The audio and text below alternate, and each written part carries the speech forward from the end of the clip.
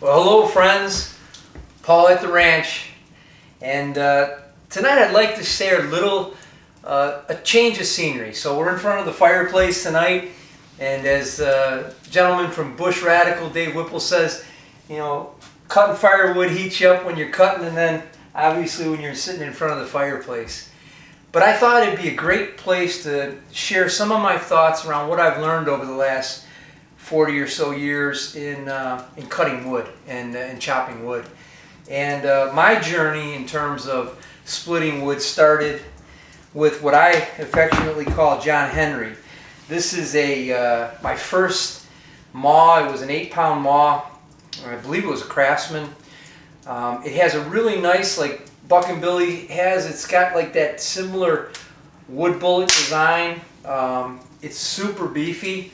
I can't tell you how many cords of wood this thing is split, how many times I've grinded this blade, but this thing has been a monster. I think I got this when I was about 28 years old, and I've used this thing extensively from New Hampshire to Michigan to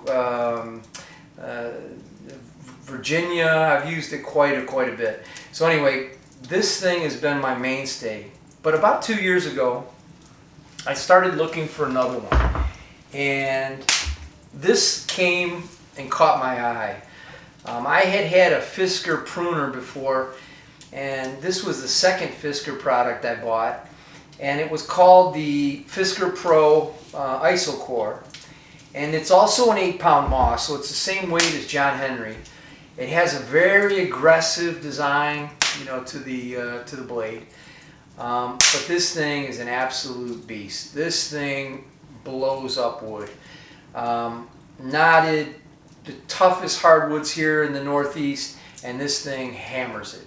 I love the back of it. It's got a really beefy sledge for knocking in wedges, and this thing is just fantastic. But what I really love about it, it eliminates, a tremendous amount of hand shock. It's probably, 60-70% better than the John Henry in terms of dealing with hand shock. So I love this product.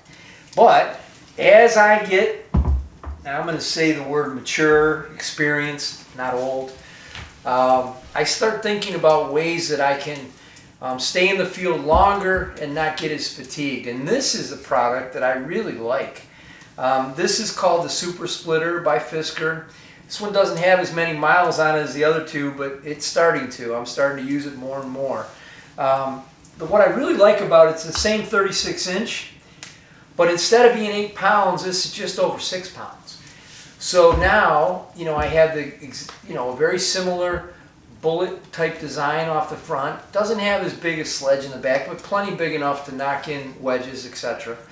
I would say the hand shock is not as pronounced as it is on the Isocore, but I can tell you get very little hand fatigue with this product. And I really like at the back of this, it's got a nice knob to get leverage with. You might not think 2 pounds is a big deal, but let me tell you, over a 2-3 hour period of chopping wood, and that's one thing, I love chopping wood. People ask me all the time, Paul, why don't you buy a hydraulic log splitter or whatever, gas plow, and I'm like, I just love chopping wood. And like I say, I chop about 2.5 to 3 cords a year, and I just enjoy it. It's something that, it's labor, it's something that you feel good about, and stacking up that wood pile with your family, it's a lot of fun.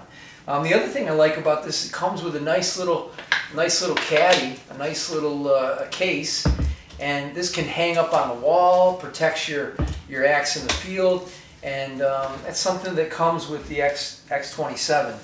And anyway, I love this product, and you can get this product for under $70 at most. They have them on Amazon.